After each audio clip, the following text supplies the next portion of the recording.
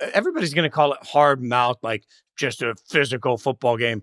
Man, I honestly thought the Ravens offense looked really disjointed in this one. They got hit in the mouth and didn't really have a plan for it. I didn't love several of the plays in there. I thought the play calling was kind of weird. You had some drop balls that didn't really feel like they ever asserted their dominance. And then the other side of it is the Ravens defense sucks. And the Steelers didn't move it with any level of regularity there. So I think it's funny because at the time I was watching with a bunch of people that were really invested in that game, and there were fans from both sides, and they were talking about how great this game was. And I was watching and thinking, are we watching the same game? Like, somebody had to win, but I thought both teams kind of looked ugly in this.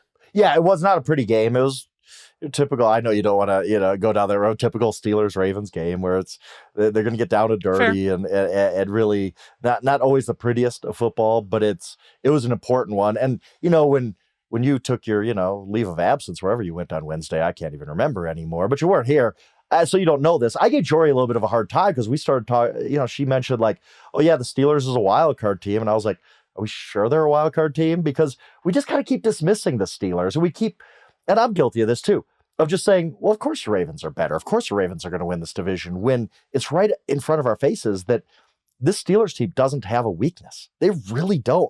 I guess you can nitpick. They need a second receiver, blah, blah, blah. Okay, fine. But they have a Hall of Fame coach who's on an absolute heater right now, who absolutely knows how to manage every single game to give his team the best chance to win. You have a quarterback who's having a revival. Now, Russell Wilson did not play well today. I'm not saying that. And he threw an awful interception in the fourth, absolutely, positively awful interception in the fourth quarter that they had to overcome. But overall, Russell Wilson has turned this offense into something viable. And the defense is just awesome. TJ Watt's going to Hall of Fame, et cetera, et cetera. So you look and you say, where's the Steelers' weakness? I know the Ravens' weakness. It's the worst pass defense in the NFL. That's theirs. Their offense, I don't want to say got exposed today, but it got slowed down. I think, we were giving Lamar Jackson the MVP. Well, I hate to break it to you guys, but MVPs don't come from non-division winners. They better win the AFC North if he wants to win another MVP. I don't think that's going to happen anymore. At some point, we just have to say the Steelers are legit. They're good. They're the best team in the AFC North, and why wouldn't they be? They have the one thing the Ravens don't, and that's defense. So I thought this was a really, really, I don't want to say impressive win. Anytime you beat the Ravens is a good win, for sure, but more important than impressive, because now just kind of, the way the standings go, you look and you start to say, well, the Ravens got to play pretty much perfect football throughout. That's what happens when you lose to the Browns, you lose to the Raiders. You give away games like that, all of a sudden you're in a little bit of a deep hole.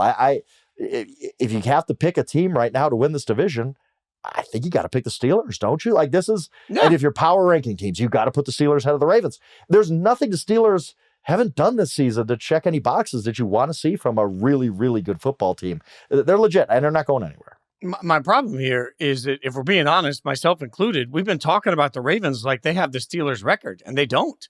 The Steelers are exactly 8-2. We're talking about the Ravens like they're the 8-2 team. They're not. They're 7-4.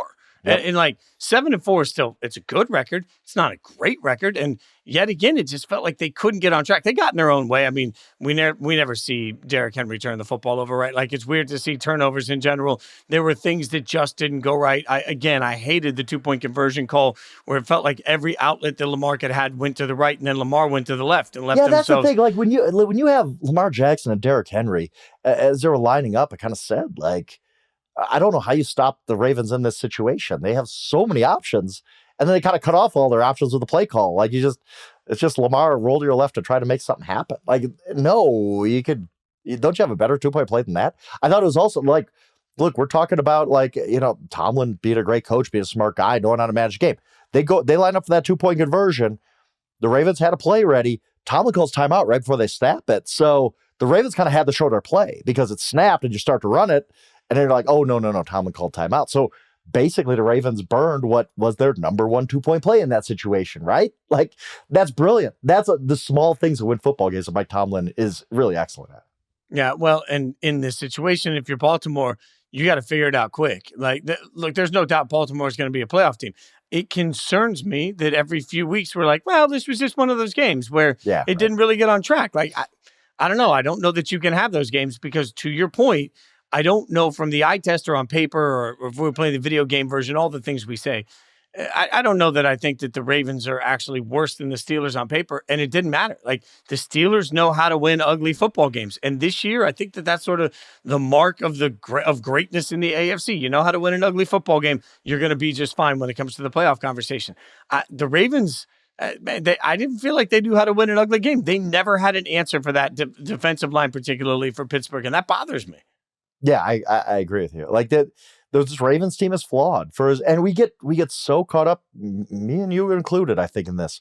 We get so caught up in how fun their offense is. Like, oh my God, Derrick Henry's going to run for 2,000 yards and Lamar's going to win MVP. We don't realize this isn't your normal Ravens defense. The Ravens defense has been great for years and years and years. You lose Mike McDonald, you lose some key pieces, and all of a sudden your defense stinks. It does. They're giving up like 20 more passing yards per game than any other team in the NFL. They're not going to go very far in the playoffs with this continues. I don't care how good Lamar is. I don't care how good Derrick Henry is.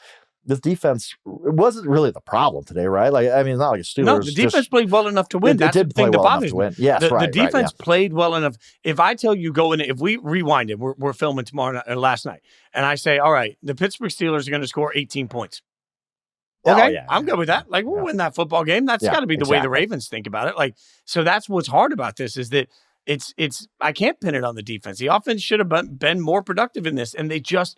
I want Todd Monken, and I challenge Todd Monken a lot because I think he's playing chess with the best pieces in the league. I think he has a lot there in front of him. There's some offensive line issues. Right? Yeah, he's got to work out some offensive line stuff, but it just never felt like they were able to consistently give help to stop Watt. And I just, every time I saw him in the backfield just trying to challenge Derrick Henry, I'm sitting there thinking, how is there not a better plan for minimizing the best player on the field? Yeah, absolutely. I'm best player, maybe best player in the league. Like he's that good. He's so good. I really have to tip my cap to the Pittsburgh Steelers, who me and you, both of us, me probably more than you, kind of buried them in the offseason. Just said, this is the year Tomlin's not going to win. They have a winning season. And then even during the season, you're like, I don't know if this is sustainable.